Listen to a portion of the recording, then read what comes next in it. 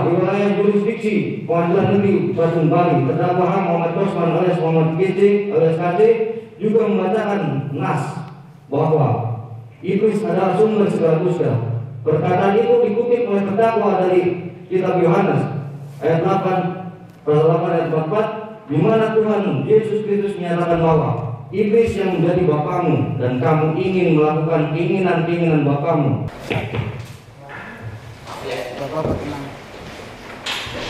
Majelis hakim memasuki ruangan sidang. Hadirin dimohon.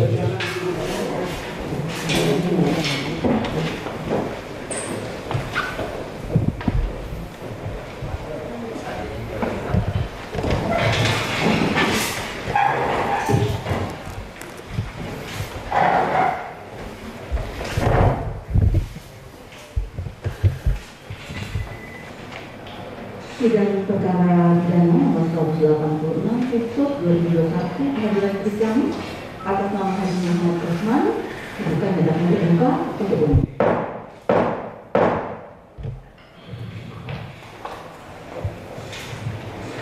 Saudara terdakwa, kita lanjutkan acaranya hari ini dengan pembacaan eksepsi, ya, keberatan dari penasihat hukum terdakwa. Silakan. Silakan. Terima kasih yang mulia. Kopinya sudah siap ya. Nanti sekaligus nanti diserahkan. Bisa dibagikan dulu untuk majelis hakim dan juga untuk DPR.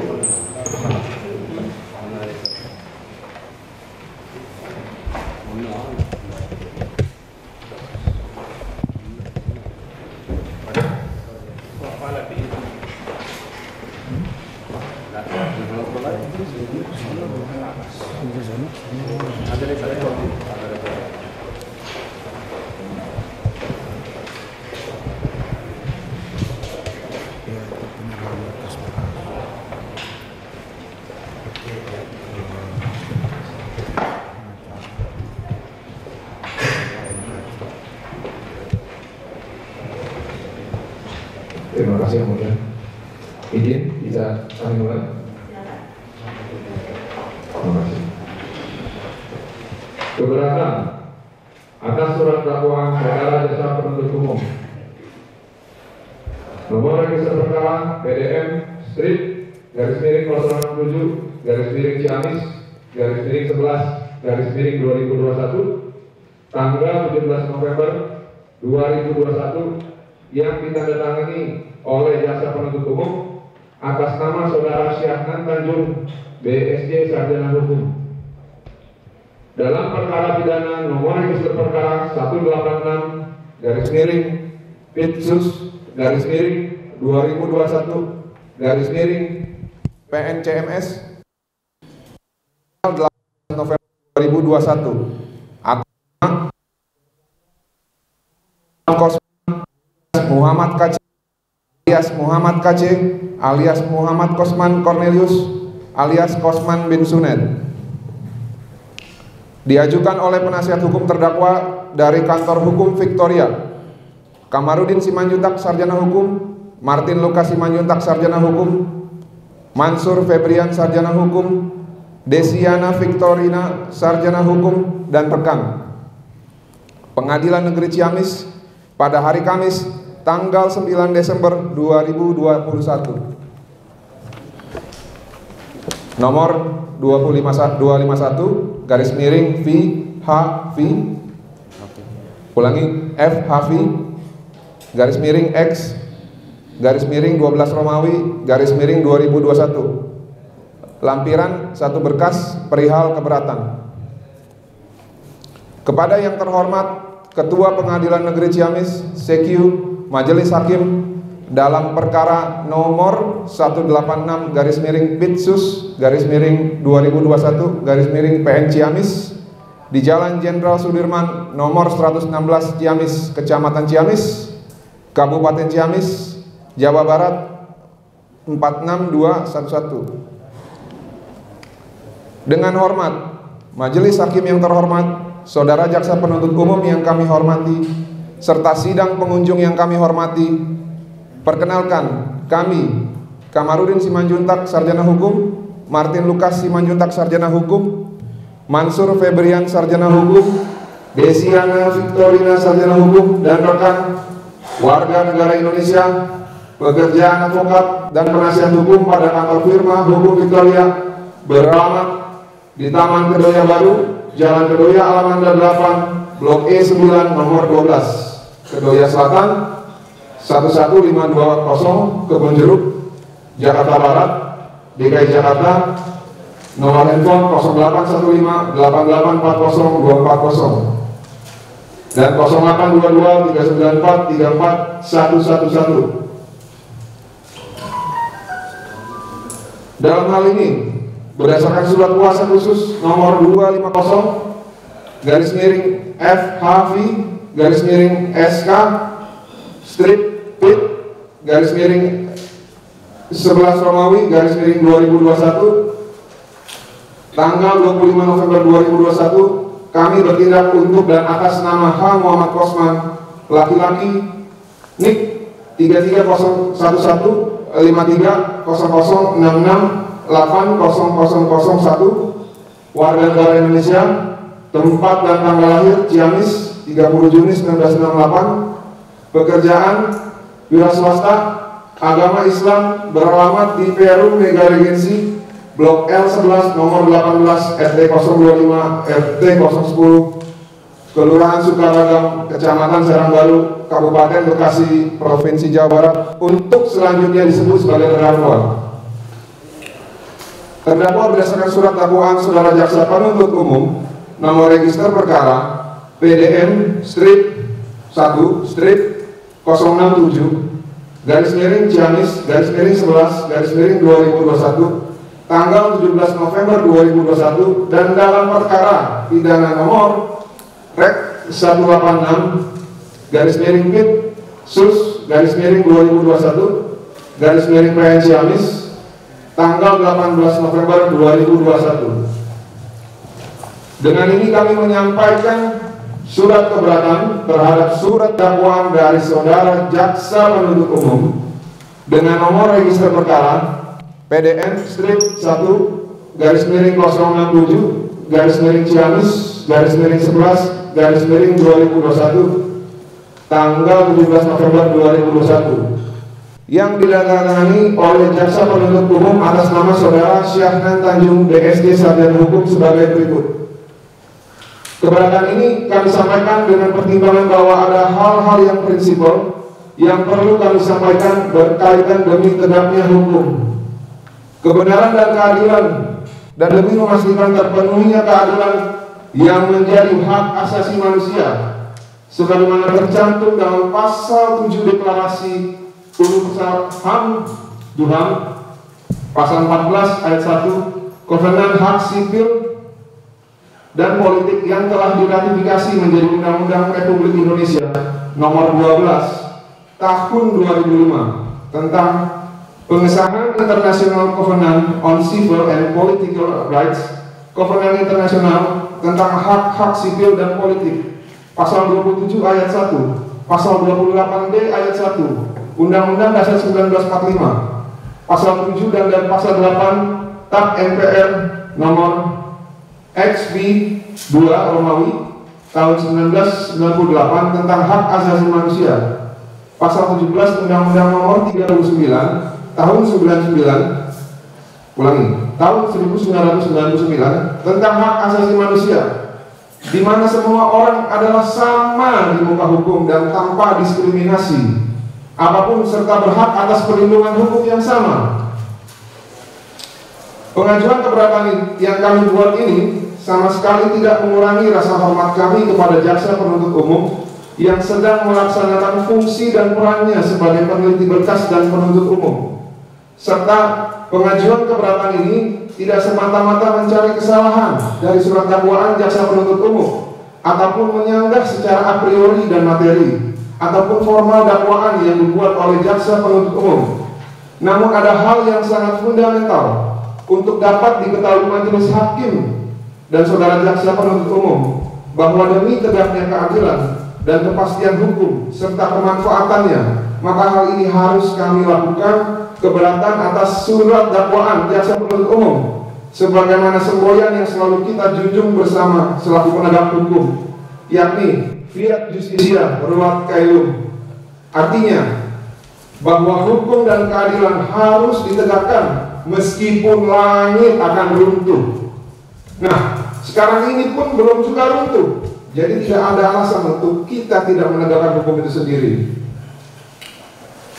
Bahwa pengajuan keberatan ini juga bukan untuk tujuan memperlambat jalannya proses peradilan ini, sebagaimana disebutkan dalam asas teologi peradilan, yaitu sederhana, cepat, dan biaya ringan. Namun sebagaimana disebutkan di atas, bahwa pembuatan dari surat keberatan ini mempunyai makna serta tujuan sebagai penyeimbang dari surat dakwaan yang disusun dan dibacakan dalam sidang terdahulu pada hari Kamis tanggal 2 Desember 2021 hingga pada hari Jumat tanggal 3 Desember 2021. Bahwa penasihat hukum terdakwa percaya bahwa majelis hakim akan mempertimbangkan dan mencermati segala fakta hukum, sehingga dalam keberatan ini kami menggugah hati nurani majelis hakim agar tidak semata-mata melihat permasalahan ini dari sudut pandang penyidik dan jaksa penuntut umum, di mana majelis hakim adalah sebagai tempat atau tembok terakhir bagi pencari keadilan guna memperoleh kepastian hukum dan keadilan serta kemanfaatannya. Sebelum melangkah pada proses yang lebih jauh lagi, maka perkenankan kami selaku penasihat hukum terdakwa untuk memberikan suatu adagium yang mungkin bisa dijadikan salah satu pertimbangan oleh majelis hakim, yaitu dakwaan merupakan unsur penting hukum acara pidana karena berdasarkan hal yang dimuat dalam surat dakwaan.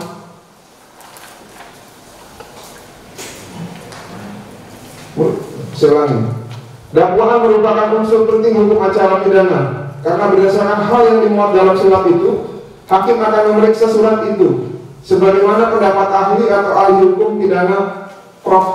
Andi Hamzah, sarjana hukum.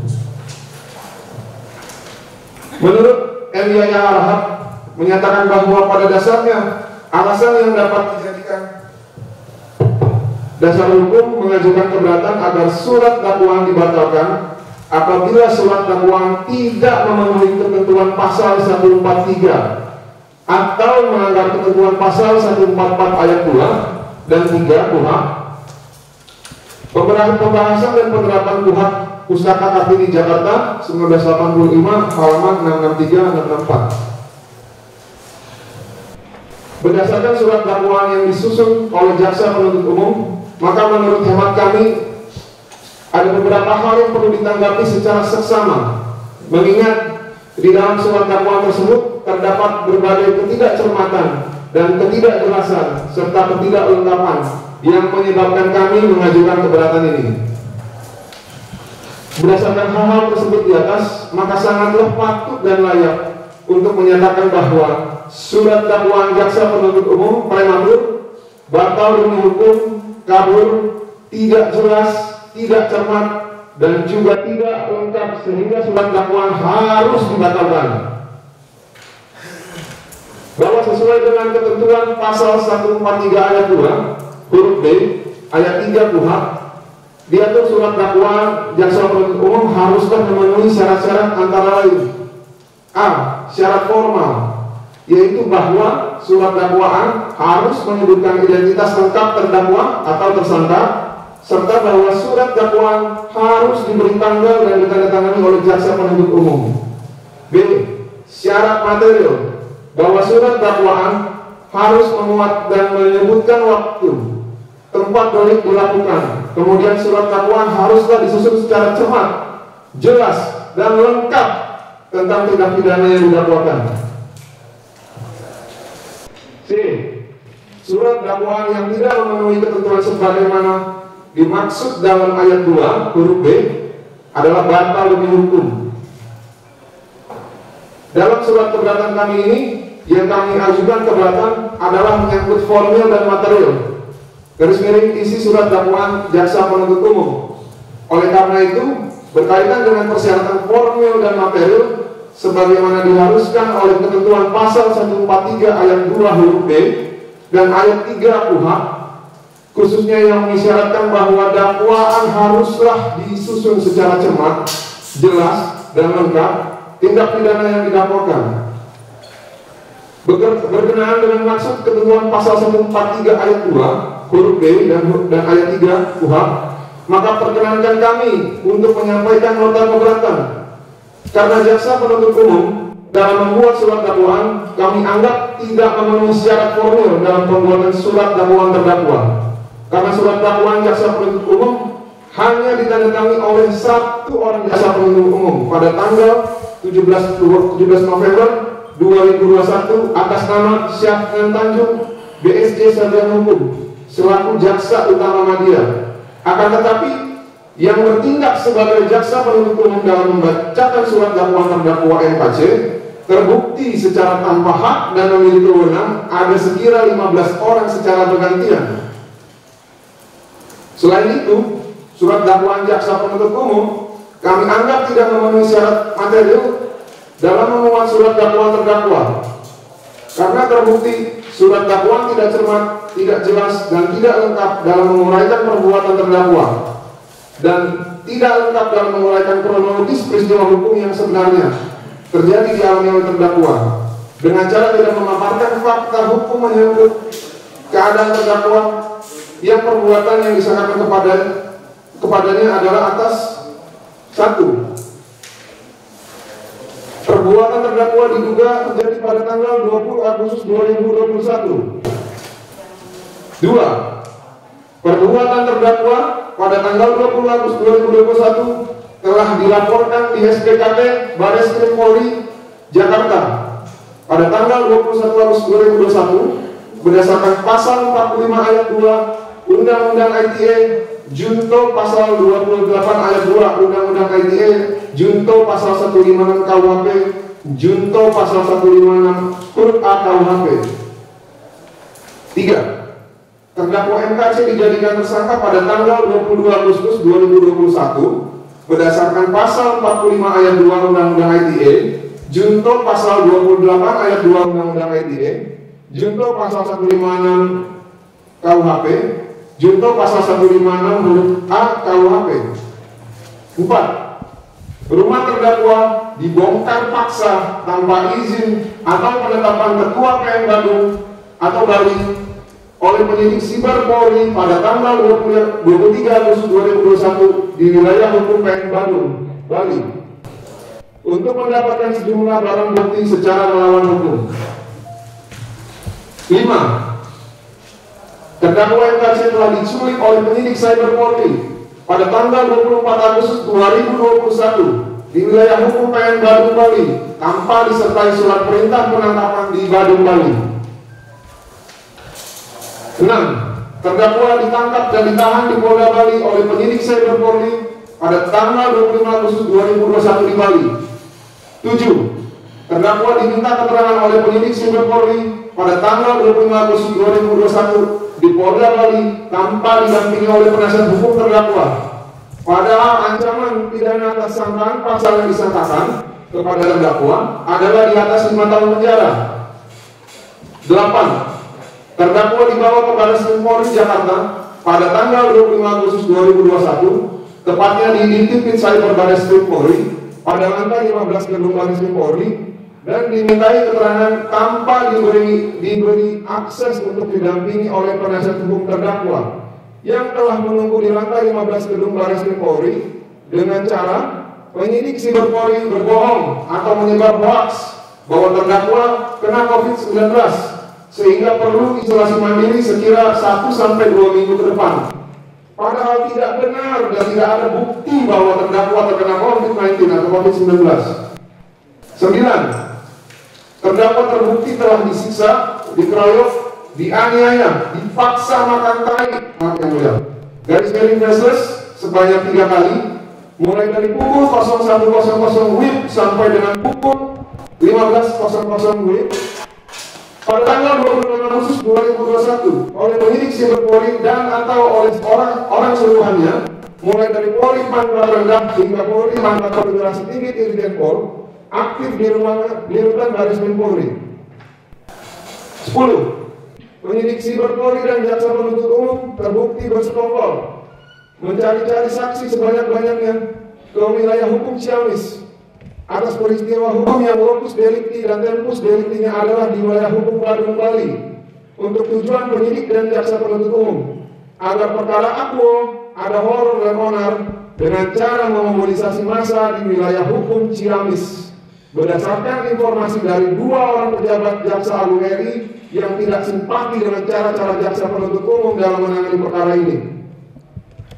Informasi kami terima pada awal bulan Oktober 2021 dan terbukti diperkuat oleh rekaman salah satu penyidik berinisial BS yang merekam sesumbar di kantin Pengadilan Negeri Ciamis dengan cara mengaku sukses merekayasa perkara Pengadilan Negeri Badung, Bali ini menjadi perkara di Pengadilan Negeri Ciamis atas bantuan Babinsa Ciamis, yang segera perbuatan penyidik BS akan kami proses di Propam, Kapolri, dan Jaksa Agung Muda Bidang Pengawasan dan Jaksa Agung Republik Indonesia. 11. Penyidik Siber Polri dan Jaksa Penuntut Umum terbukti berdasarkan petunjuk P19 di Jakarta secara tidak sah menambahkan pasal 14 ayat 1 dan ayat 2 Undang-Undang Nomor 1 Tahun 1946 tentang Peraturan Hukum Pidana. Padahal pasal tersebut tidak pernah ada dalam laporan polisi yang dibuat oleh pelapor pada tanggal 21 Agustus 2021 di SPKT Baris Krim Polri. 12. Berdasarkan rekayasa penyidik dan peneliti berkas atau jaksa penuntut umum, terdakwa ditahan melampaui batas 60 hari sehingga masa penahanan tersangka oleh penyidik dan jaksa penuntut umum terbukti telah berakhir, sehingga perpanjangan penahanan yang melampaui 60 hari adalah batal demi hukum. 13. Selama masa penculikan, penangkapan, dan penahanan, hak terdakwa tidak pernah diberikan oleh penyidik, khususnya hak berobat dan atau pembantaran ke rumah sakit, walaupun terdakwa terbukti telah disiksa dan atau dikeroyok dan atau dianiaya di rutan Baris Krim Polri oleh penyidik dan atau oleh orang-orang suruhannya. 14. Surat dakwaan jaksa penuntut umum dipaksa dibacakan di Pengadilan Negeri Ciamis, walaupun terdakwa nyata ada yang sedang sakit keras dengan gula dalam darahnya sebesar 458 dan disertai penyakit lainnya akibat penyiksaan, sehingga surat dakwaan yang dibacakan oleh jaksa penuntut umum dalam keadaan terdakwa tidur, sehingga terdakwa tidak mengerti apa yang dibacakan oleh jaksa penuntut umum tersebut. 15. Surat dakwaan ditulis dengan kalimat terdakwa sebagai kolaborator atau debater tanpa disebutkan siapa teman kolaborasinya terdakwa dan atau siapa lawan mendebatkan terdakwa. Akibatnya, surat dakwaan terbukti telah dibuat tidak cermat, tidak jelas, dan tidak lengkap. Akibat hukumnya, surat dakwaan jaksa penuntut umum telah batal demi hukum. 16. Di dalam surat dakwaan jaksa penuntut umum terlalu banyak kalimat atau narasi dan seterusnya, dan seterusnya, dan seterusnya. Akibatnya terdakwa dan atau penasihat hukum menjadi tidak paham perbuatan apa itu dan seterusnya itu. 17. Dalam surat dakwaan penuntut umum, hal-hal atau perbuatan yang tidak dilaporkan oleh pelapor pada tanggal 21 Agustus 2021 juga termuat pada surat dakwaan penuntut umum. Akibatnya surat dakwaan penuntut umum menjadi kabur dan batal demi hukum. 18. Pasal yang tidak pernah dilaporkan oleh pelapor pada tanggal 21 Agustus 2021, yaitu pasal 14 ayat 1 dan ayat 2 Undang-Undang Nomor 1 Tahun 1946 tentang Peraturan Hukum Pidana, terbukti menjadi dakwaan utama atau pertama, primer dan subsidiar oleh jaksa penuntut umum. Akibatnya surat dakwaan penuntut umum menjadi batal demi hukum karena dakwaan utama bersumber dari hasil rekayasa dan kriminalisasi penyidik dan penuntut umum terhadap pembacaan surat 72 Al-Jin 19 dan pembacaan atas surat-surat kitab suci lainnya, bahwa faktanya jaksa penuntut umum tidak bisa memaparkan bukti adanya keonaran, kapan dan di mana ada keonaran tersebut terjadi. Sebagai akibat dari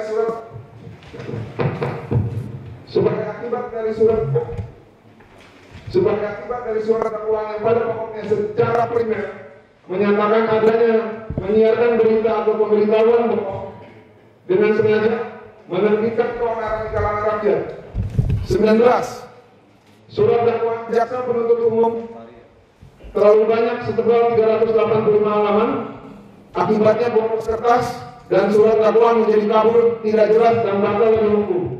20. Jaksa penuntut umum, karena hanya satu orang jaksa penuntut umum yang menandatangani surat dakwaan pada tanggal 17 November 2021 atas nama Syahnan Tanjung BSc Sarjana Hukum selaku jaksa utama media, akan tetapi bertindak sebagai jaksa penuntut umum yang membacakan surat dakwaan terdakwa NKC secara tanpa hak ada sekira 15 orang bergantian. Akibatnya batal demi hukum karena tidak berdasar secara hukum. 21. Jaksa penuntut umum seharusnya memperhatikan kesesuaian antara pasal-pasal yang diterapkan dengan bentuk surat dakwaan yang cocok dengan perkara pidana berdasarkan perbuatan terdakwa tersebut. Memperhatikan ketelitian dan kecermatan jaksa penuntut umum dalam merumuskan bentuk surat dakwaan, sehingga dalam mengidentifikasi perbuatan terdakwa, jaksa penuntut umum harus dapat memilih bentuk surat dakwaan yang tepat. Dalam surat dakwaan harus jelas terurai perbuatan yang dilakukan, kapan dan di mana perbuatan tersebut dilakukan, bukan berdasarkan karang-karangan jaksa penuntut umum. Apalagi jangan sampai berdasarkan asas kebencian, emosional, dan sentimen pribadi dari jaksa penuntut umum. Tujuannya adalah agar tercipta dan tergali kebenaran material. Majelis Hakim yang mulia, saudara jaksa penuntut umum yang kami hormati, serta sidang pengunjung yang kami banggakan, kami selaku advokat dan atau penasihat hukum saudara terdakwa H. Muhammad Kosman alias Muhammad KC alias Muhammad KC alias Muhammad Kosman Cornelius alias Kosman bin Sunet mengucapkan banyak terima kasih kepada Majelis Hakim yang terhormat atas kesempatan yang diberikan kepada kami penasihat hukum terdakwa H. Muhammad Kosman alias Muhammad KC alias Muhammad KC alias Muhammad Kosman Cornelius alias Kosman bin Sunet guna membuat dan mengajukan keberatan terhadap surat dakwaan jaksa penuntut umum yang telah dibacakan sebelumnya dalam persidangan perkara mulai hari Kamis tanggal 2 Desember 2021 sampai dengan hari Jumat tanggal 3 Desember 2021. Selanjutnya, kami juga menghargai dan berterima kasih atas upaya saudara jaksa penuntut umum tentang usahanya merampungkan dan membacakan surat dakwaan ini yang secara substansif pada pokoknya telah mendakwa atau menuduh bahwa saudara terdakwa H. Muhammad Kosman alias Muhammad KC alias Muhammad KC alias Muhammad Kosman Cornelius alias Kosman bin Sunet diduga telah melakukan beraneka macam perbuatan tindak pidana antara lain: 1. Dakwaan pertama, primer, saudara terdakwa H. Muhammad Kosman alias Muhammad KC alias Muhammad KC alias Kosman Cornelius alias Kosman bin Sunet melakukan tindak pidana menyiarkan berita atau pemberitahuan bohong dengan sengaja menerbitkan keonaran di kalangan rakyat jika antara beberapa perbuatan meskipun masing-masing merupakan kejahatan atau pelanggaran ada hubungannya sedemikian rupa sehingga harus dipandang sebagai suatu perbuatan berlanjut sebagaimana diatur dan diancam dalam pasal 14 ayat 1 Undang-Undang RI nomor 1 tahun 1946 tentang peraturan hukum pidana junto pasal 64 ayat 1. Subsidiar, dengan paparan dan uraian pembuatan yang sama dengan dakwaan pertama primer, saudara terdakwa H. Muhammad Kosman alias Muhammad KC alias Muhammad KC alias Muhammad Kosman Cornelius alias Kosman bin Sunet melakukan tindak pidana menyiarkan suatu berita atau mengeluarkan pemberitahuan yang dapat menerbitkan keonaran di kalangan rakyat, sedangkan ia patut dapat menyangka bahwa berita atau pemberitahuan itu adalah bohong. Jika antara beberapa perbuatan, meskipun masing-masing merupakan kejahatan atau pelanggaran, ada hubungannya sedemikian rupa sehingga harus dipandang sebagai suatu perbuatan berlanjut, sebagaimana diatur dan diancam dalam atau 2. Dakwaan kedua,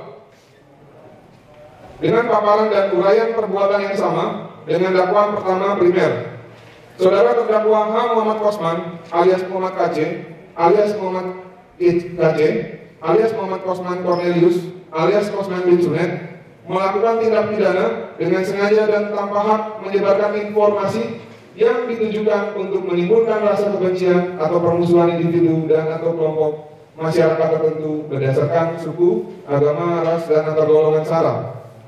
Jika antara beberapa perbuatan, meskipun masing-masing merupakan kejahatan atau pelanggaran, ada hubungannya sedemikian rupa, sehingga harus dipandang sebagai satu perbuatan berlanjut, sebagaimana diatur dan diancam pasal 45A ayat 2, junto pasal 28 ayat 2, Undang-Undang Nomor 11 Tahun 2008 tentang informasi dan transaksi elektronik, sebagaimana telah diubah dan ditambah dengan Undang-Undang 19 Tahun 2016 tentang perubahan atas Undang-Undang Nomor 11 Tahun 2008 tentang informasi dan transaksi elektronik junto pasal 64 ayat 1. Atau dakwaan ketiga primer masih dengan paparan dan uraian perbuatan yang sama dengan dakwaan pertama primer. Saudara terdakwa H. Muhammad Kosman alias Muhammad KC alias Muhammad KC alias Muhammad Kosman Cornelius alias Kosman bin Sunet melakukan tindak pidana dengan sengaja di muka umum, mengeluarkan perasaan atau melakukan perbuatan yang pada pokoknya bersifat permusuhan, penyalahgunaan atau penodaan terhadap suatu agama yang ada di Indonesia.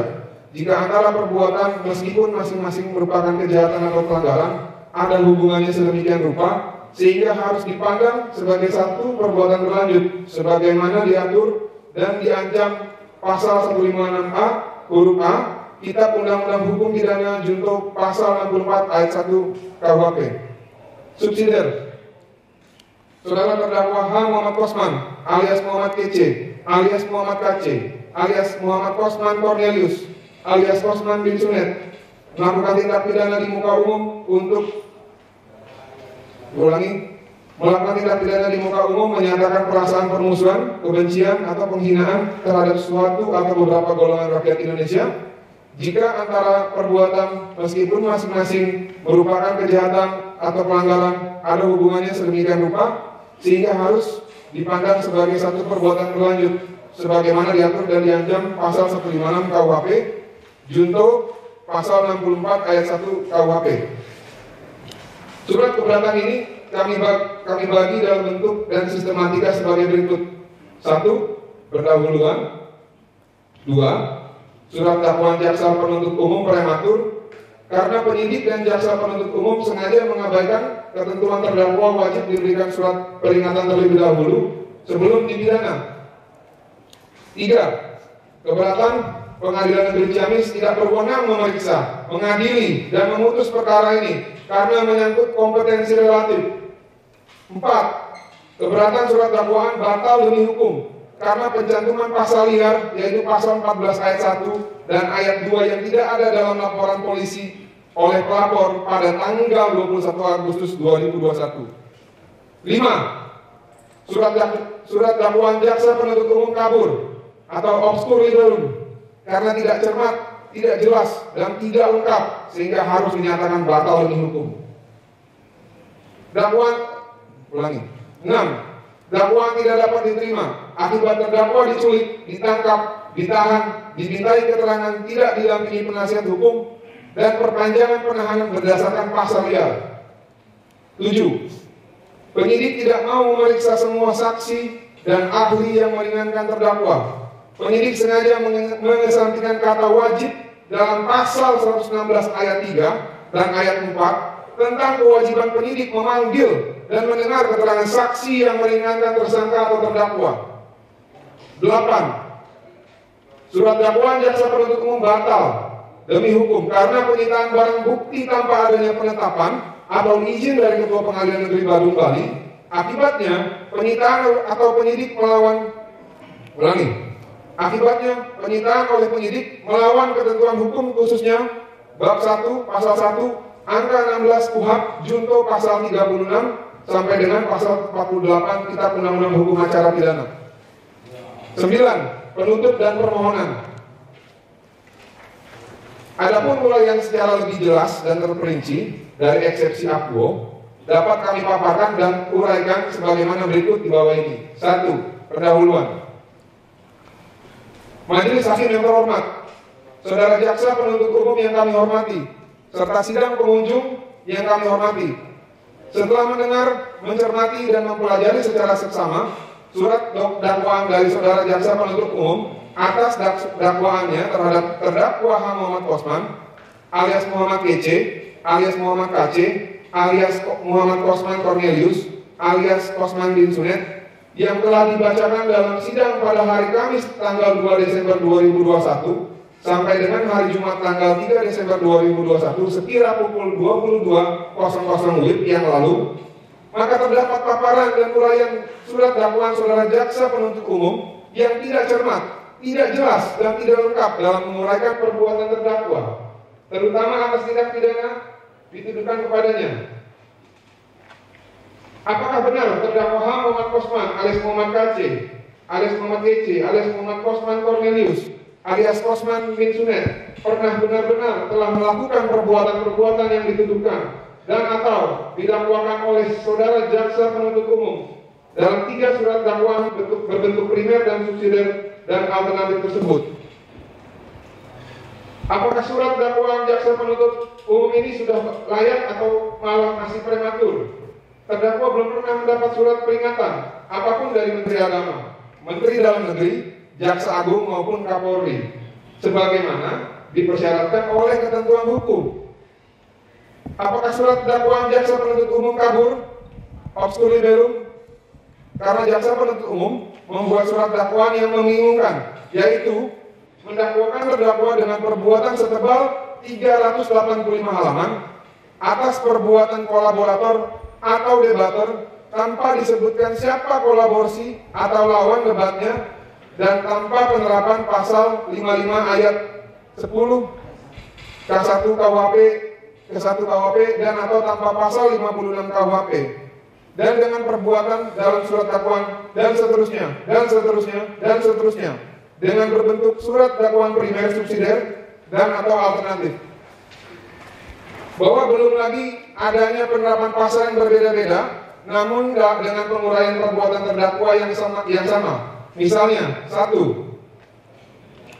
Dakwaan pertama primer, terdakwa didakwa melakukan tindak pidana menyiarkan berita atau pemberitaan bohong dengan sengaja menerbitkan keonaran di kalangan rakyat, sebagaimana dimaksud oleh rumusan pasal 14 ayat 1 Undang-Undang RI Nomor 1 Tahun 1946 tentang Peraturan Hukum Pidana Junto pasal 64 ayat 1 subsidiar pasal 14 ayat 2 Undang-Undang RI Nomor 1 Tahun 1946 tentang Peraturan Hukum Pidana Junto pasal 64 ayat 1 KUHP, atau 2. Dakwaan kedua tentang pidana dengan sengaja dan tanpa hak menyebarkan informasi yang ditujukan untuk menimbulkan rasa kebencian atau permusuhan individu dan atau kelompok masyarakat tertentu berdasarkan atas suku, agama, ras, dan antar golongan dalam kurung syarat, sebagaimana dimaksud oleh rumusan ketentuan pasal 45A ayat 2 Junto pasal 28 ayat 2 Undang-Undang Nomor 11 Tahun 2008 tentang informasi dan transaksi elektronik, sebagaimana telah diubah dan ditambah dengan Undang-Undang Nomor 19 Tahun 2016 tentang perubahan atas Undang-Undang Nomor 11 Tahun 2008 tentang informasi dan transaksi elektronik Junto pasal 64 ayat 1, atau 3.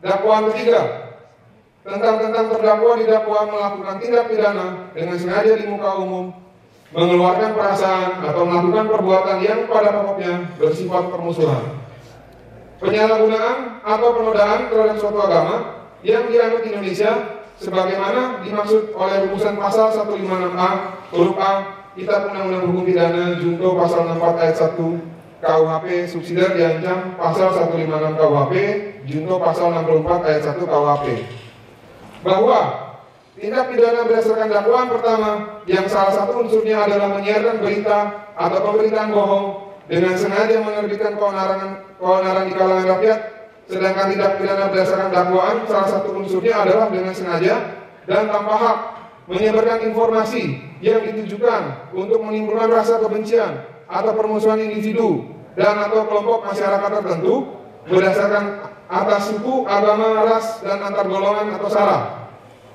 Demikian juga tindak pidana berdasarkan dakwaan ketiga, salah satu unsurnya adalah dengan sengaja di muka umum mengeluarkan perasaan atau melakukan perbuatan yang pada pokoknya bersifat permusuhan, penyalahgunaan, atau penodaan terhadap suatu agama yang dianut Indonesia. Pertanyaannya, ketentuan hukum mana yang benar dilanggar oleh terdakwa MKC? Sebab tidak mungkin dengan penguraian dan pemaparan perbuatan yang sama, namun melanggar pasal yang berbeda-beda dengan unsur perbuatan yang berbeda-beda. Bahwa selanjutnya tindakan jaksa penuntut umum bertindak seperti pedagang grosiran, pasar-pasar Tanah Abang dan Mangga 2 Pasar Pagi, sehingga harus memborong dan menawarkan begitu banyak pasal KUHP dengan tindak pidana berbeda jenis, yaitu atas pasal-pasal yang dilaporkan oleh pelapor dengan pasal yang diciptakan jaksa penuntut umum dan penyidik berdasarkan asas kebencian dan sentimen pribadi penyidik dan jaksa penuntut umum dalam petunjuk P19. Apakah penambahan pasal sisipan ini berdasar secara hukum? Hal ini membuktikan saudara jaksa penuntut umum ragu-ragu atau tidak yakin atas surat dakwaannya, sehingga menggunakan begitu banyak pasal dalam surat dakwaan alternatif guna menjerat terdakwa. Dalam hal ini, untuk menjerat terdakwa H. Muhammad Kosman alias Muhammad KC alias Muhammad KC alias Muhammad Kosman Cornelius alias Kosman bin Sunen. Apakah Pengadilan Negeri Ciamis berwenang untuk memeriksa dan mengadili serta memutus perkara ini? Karena locus delicti dan campus delicti adalah di wilayah hukum yurisdiksi Pengadilan Negeri Badung, Bali, sehingga menyangkut keberatan kompetensi relatif. Apakah surat dakwaan jaksa penuntut umum harus dinyatakan tidak dapat diterima terkait dengan tidak adanya penyelidikan, tidak adanya administrasi penyidikan ketika penyidik melakukan tindakan kepolisian, terjadinya pembongkaran rumah terdakwa pada tanggal 23 Agustus 2021 tanpa izin Ketua Pengadilan Negeri Badung, Bali, dan tanpa izin terdakwa dan atau keluarganya. Terjadinya penculikan pada tanggal 24 Agustus 2021 di Badung, Bali. Surat perintah penangkapan dan surat perintah penahanan diberikan secara bersamaan pada tanggal 25 Agustus 2021 di Polda Bali. Tersangka tidak didampingi penasihat hukum ketika dimintai keterangan di Polda Bali tanggal 24 dan 25 Agustus 2021 di Polda Bali dan di lantai 15 Cyber Polri, Bareskrim Polri Jakarta. Tersangka disiksa, dikeroyok, dianiaya oleh penyidik dan atau suruhannya dan tidak pernah dibantarkan untuk berobat ke rumah sakit. Terdakwa diisolasi selama di rutan Bareskrim Polri, sementara pelaku kejahatan bebas berkeliaran siang dan malam. Saksi dan ahli yang meringankan tidak diperiksa oleh penyidik kecuali 3 orang saksi. Itu pun harus ribut dengan penyidik dengan disertai ancaman lapor kepada Propam Polri. Hampir semua hak-hak terdakwa tidak diberikan dan tindakan melawan hukum lainnya. Pertanyaannya adalah, ini proses penegakan hukum atau pelaksanaan dendam dan sentimen pribadi, penyidikan atau jaksa penuntut umum atau apa ini? Apakah surat dakwaan jaksa penuntut umum harus dinyatakan batal demi hukum karena tidak jelas, tidak cermat, dan tidak lengkap menguraikan dakwaannya? Dan yang menandatangani surat dakwaannya hanya 1 orang atas nama saudara Syahdan Tanjung. Akan tetapi yang membacakan surat dakwaan terdiri dari sekira 4-15 orang. Apakah ini sah menurut hukum? Apakah surat dakwaan disusun berdasarkan cara-cara yang tidak sah menurut hukum dapat menjadi sah demi hukum? Karena bersumber dari berita acara pemeriksaan atau BAP, hasil rekayasa dan kriminalisasi yang tidak sah, sehingga cacat secara yuridis, undue process of law, serta tidak memiliki dasar hukum yang sah, unrahmatic of on the ground.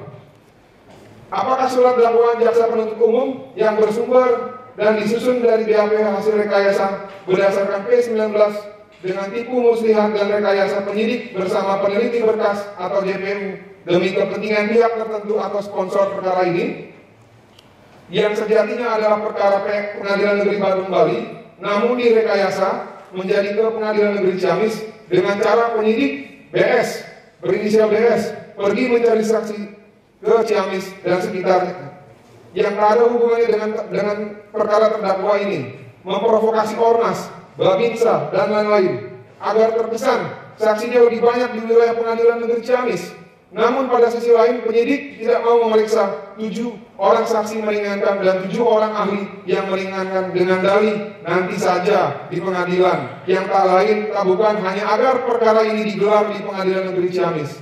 Hal ini sesuai informasi dari 2 orang pejabat Kejaksaan Agung Republik Indonesia yang tidak terima dengan perkataan peneliti berkas yang mengatakan, syukur MKC hanya dipaksa makan, maaf yang mulia tai, kalau saya akan saya bunuh dia. Kita bikin sidangnya di Ciamis dengan cara kita bikin P19, menambah pasal 14 ayat 1 dan ayat 2 Undang-Undang Republik Indonesia nomor 1 tahun 1946 tentang peraturan hukum pidana.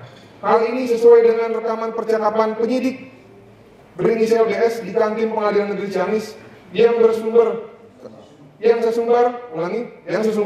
karena merasa berhasil merekayasa perkara ini dari seharusnya di pengadilan negeri Badung, Bali atau di Jakarta, namun menjadi di pengadilan negeri Ciamis. Belum lagi jaksa penuntut umum dan penyidik tertangkap kamera berbicara dengan ormas yang diduga diprovokasi untuk datang malam-malam pada saat persidangan berlangsung di Ciamis yang lalu agar terjadi keonaran sesuai unsur dakwaannya JPU. Apa memang harus begini caranya? Lalu kepastian dan keadilan serta kemanfaatan hukum apa yang bisa didapat oleh terdakwa dan atau keluarganya dengan cara-cara perbuatan penegak hukum yang seperti ini? Adapun dasar hukum bagi kami selaku advokat dan atau penasihat hukum terdakwa H. Muhammad Kosman alias Muhammad KC alias Muhammad KC alias Muhammad Kosman Cornelius alias Kosman bin Sunet dalam membuat dan menyusun eksepsi keberatan ini terhadap surat dakwaan saudara jaksa penuntut umum adalah ketentuan pasal 156 ayat 1 Undang-Undang nomor 8 tahun 1991 tentang KUHP, yang mana pada pokoknya mengatur dan menentukan secara limitatif tentang eksepsi keberatan yang diajukan oleh terdakwa dan atau penasihat hukum, yaitu sebagai berikut. A. Pengadilan tidak berwenang untuk mengadili perkaranya. Keberatan ini dapat diajukan jika terdapat masalah kompetensi pengadilan. B. Dakwaan tidak dapat diterima. Keberatan ini diajukan apabila terdapat hal yang termasuk fair findings, things burden, atau C. Surat dakwaan harus dibatalkan. Keberatan ini dapat diajukan dalam hal surat dakwaan kabur atau tidak jelas, obscure legal. Bahwa walaupun dasar hukum kami untuk menyusun dan atau membuat eksepsi keberatan ini adalah pasal 156 ayat 1, namun kami juga fokuskan surat keberatan ini pada masalah bahwa surat dakwaan saudara jaksa penuntut umum tidak memenuhi ketentuan yang dipersyaratkan pasal 143 ayat 2 huruf A dan B KUHP, atau lebih tegasnya, selain surat dakwaan saudara jaksa penuntut umum tidak jelas atau kabur, obscure legal, juga surat dakwaan saudara jaksa penuntut umum tidak dapat diterima dan tidak memenuhi ketentuan pasal 143 ayat 3 KUHP, atau lebih tegasnya, surat dakwaan saudara jaksa penuntut umum adalah batal demi hukum dan cacat yuridis. Bahwa berdasarkan pasal 143 ayat 2 huruf A dan B KUHP telah mengatur secara pasti tentang syarat formal dan material suatu surat dakwaan, maka suatu surat dakwaan haruslah memuat ketentuan persyaratan antara lain: A. Syarat formal, yaitu memenuhi persyaratan sebagai berikut. 1. Identitas terdakwa yang lengkap menyangkut nama lengkap, lahir, tempat lahir, umur atau tanggal lahir, jenis kelamin, kebangsaan, tempat tinggal, agama, pekerjaan terdakwa, dan pendidikan, baik pada tingkat penyidikan maupun penuntutan. 2. Status penahanan bila mana ditahan, baik dalam tingkat penyidikan maupun dalam tingkat penuntutan, karena menyangkut hak yang sangat esensial, hak asasi manusia tentang perampasan kemerdekaan seseorang. B. Syarat material menurut KUHP atau Undang-Undang nomor 8 tahun 1981 tentang pasal 183 ayat 2 huruf B yang mensyaratkan bahwa surat dakwaan harus diuraikan secara cermat, jelas, dan lengkap mengenai tindak pidana yang didakwakan dengan menyebutkan waktu dan tempat tindak pidana itu dilakukan, Dengan perkataan lain, harus jelas memenuhi kriteria sebagai berikut. Tempus delicti secara benar, locus delicti secara benar, unsur-unsur tindak pidana yang didakwakan haruslah diuraikan secara cermat, jelas dan lengkap mengenai peristiwa tindak pidana yang didakwakan. Bahwa apabila hal tersebut di atas tidak terpenuhi dalam surat dakwaan saudara jaksa penuntut umum, maka akibat hukumnya menurut pasal 143 ayat 3 KUHP, surat dakwaan tersebut adalah batal demi hukum. Inti dari surat dakwaan saudara jaksa penuntut umum dalam 3 dakwaan perkara yang berbentuk primer, subsidiar, dan alternatif ini adalah: 1. Dakwaan pertama, primer, saudara terdakwa H. Muhammad Kosman alias Muhammad KC alias Muhammad KC alias Muhammad Kosman Cornelius alias Kosman bin Sunet melakukan tindak pidana menyiarkan berita atau pemberitahuan bohong dengan sengaja menerbitkan keonaran di kalangan rakyat jika antara beberapa perbuatan meskipun masing-masing merupakan kejahatan atau pelanggaran ada hubungannya sedemikian rupa sehingga harus dipandang sebagai satu perbuatan berlanjut sebagaimana dimaksud dalam pasal 14 ayat 1 Undang-Undang RI nomor 1 tahun 1946 tentang peraturan hukum pidana junto pasal 64 ayat 1.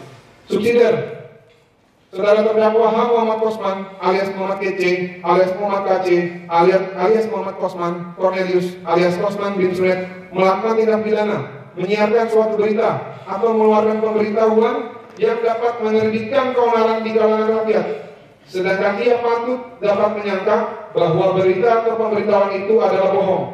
Jika antara beberapa perbuatan meskipun masing-masing merupakan kejahatan atau pelanggaran ada hubungannya sedemikian rupa sehingga harus dipandang suatu perbuatan berlanjut sebagaimana dimaksud dalam pasal 14 ayat 2 Undang-Undang RI nomor 1 tahun 1946 tentang peraturan hukum pidana junto pasal 64 ayat 1 KUHP.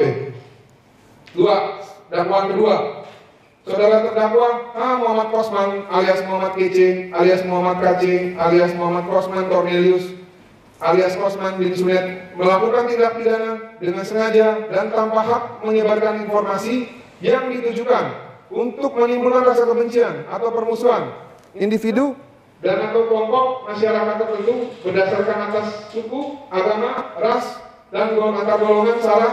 Jika antara beberapa perbuatan meskipun masing-masing merupakan kejahatan atau pelanggaran ada hubungannya sedemikian rupa sehingga harus dipandang sebagai satu perbuatan berlanjut sebagaimana diatur dan diancam pasal 45 ayat 2 junto pasal 28 ayat 2 Undang-Undang nomor 11 tahun 2008 tentang informasi dan transaksi elektronik sebagaimana telah diubah dan ditambah dengan Undang-Undang nomor 19 tahun 2016 tentang perubahan atas Undang-Undang nomor 11 tahun 2008 tentang informasi dan transaksi elektronik junto pasal 64 ayat 1. 3. Dakwaan ketiga, primer, saudara terdakwa H. Muhammad Kosman alias Muhammad KC alias Muhammad KC alias Muhammad Kosman Cornelius alias Kosman bin Sunet melakukan tindak pidana dengan sengaja di muka umum mengeluarkan perasaan atau melakukan perbuatan yang pada pokoknya bersifat permusuhan, penyalahgunaan atau penodaan terhadap suatu agama yang dianut di Indonesia jika antara beberapa perbuatan meskipun masing-masing merupakan kejahatan atau pelanggaran ada hubungannya sedemikian rupa sehingga harus dipandang sebagai satu perbuatan berlanjut sebagaimana diatur dan diancam pasal 156A huruf A Kitab Undang-Undang Hukum Pidana junto pasal 64 ayat 1 KUHP. Subsidiar, saudara terdakwa H. Muhammad Kosman alias Muhammad KC alias Muhammad KJ alias Muhammad Kosman Cornelius alias Kosman bin Sunet melakukan tindak pidana di muka umum menyatakan perasaan permusuhan, kebencian atau penghinaan terhadap suatu atau beberapa golongan rakyat di Indonesia jika antara beberapa perbuatan meskipun masing-masing merupakan kejahatan atau pelanggaran ada hubungannya sedemikian rupa sehingga harus dipandang sebagai satu perbuatan berlanjut sebagaimana diatur dan diancam pasal 156 KUHP junto pasal 64 ayat 1 KUHP. Berikut di bawah ini kami uraikan secara lebih jelas dan terperinci dasar-dasar serta alasan yuridis atas eksepsi atau keberatan kami terhadap surat dakwaan yang diajukan oleh saudara jaksa penuntut umum. 2. Surat dakwaan jaksa penuntut umum prematur karena penyidik dan jaksa penuntut umum sengaja mengabaikan ketentuan terdakwa wajib diberikan surat peringatan keras terlebih dahulu sebelum dipidana.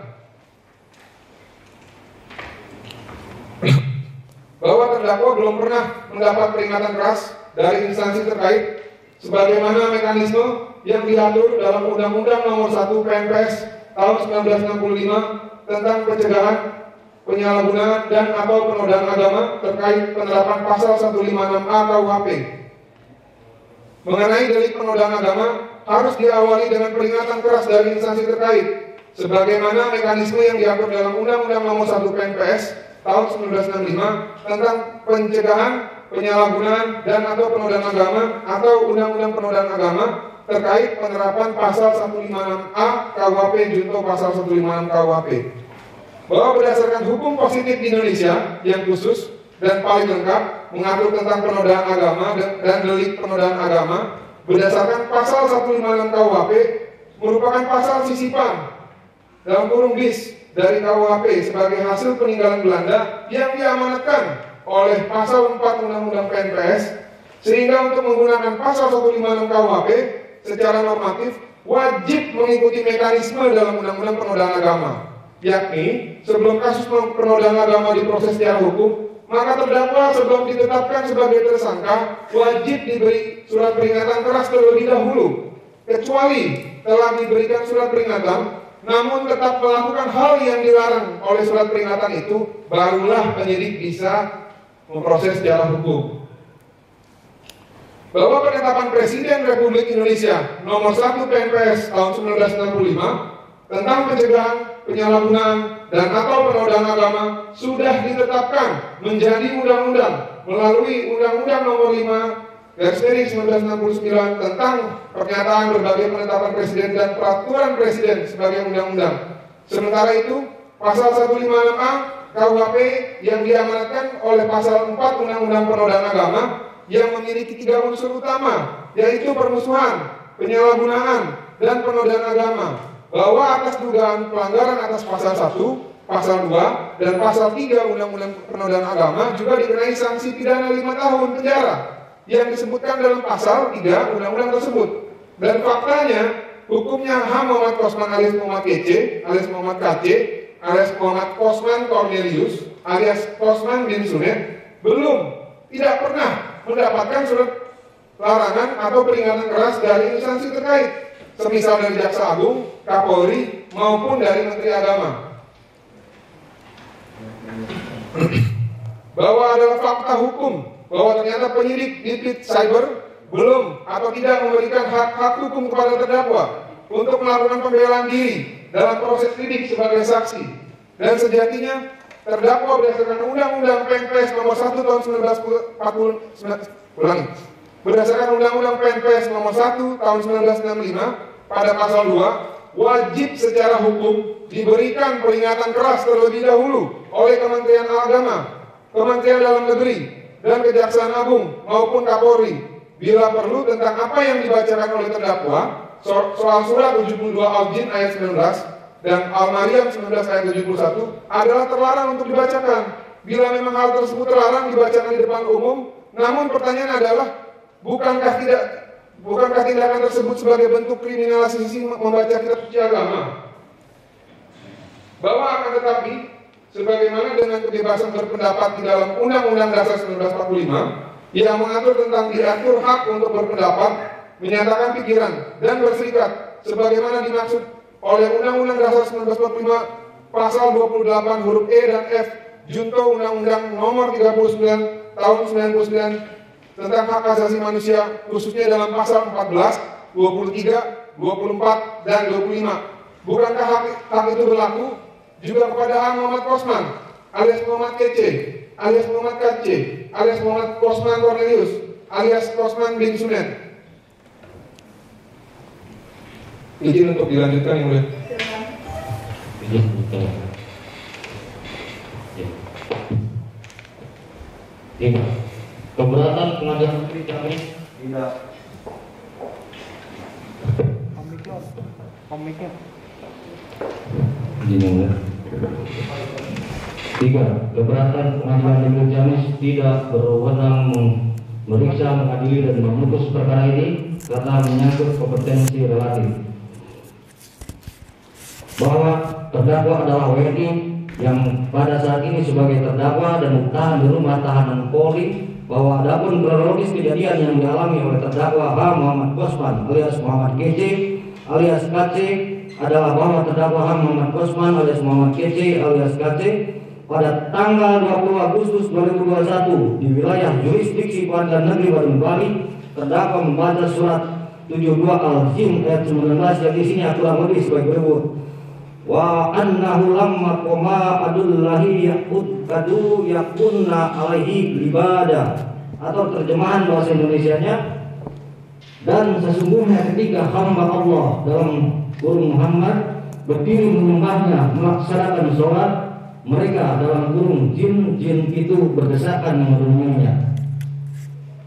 Bahwa adapun maksud dan tujuan terdakwa H. Muhammad Kosman alias Muhammad KC alias KC membaca surat 72 Al-Jin ayat 19 adalah untuk menjawab tuduhan dan atau fitnah dari Abdul Somad yang mengatakan bahwa misalnya itu ada jin kafir berseru memanggil haleluya haleluya, sehingga terdakwa H. Muhammad Kosman alias Muhammad KC alias Muhammad KC menjawab dan menjelaskan bahwa tidak benar misalnya itu ada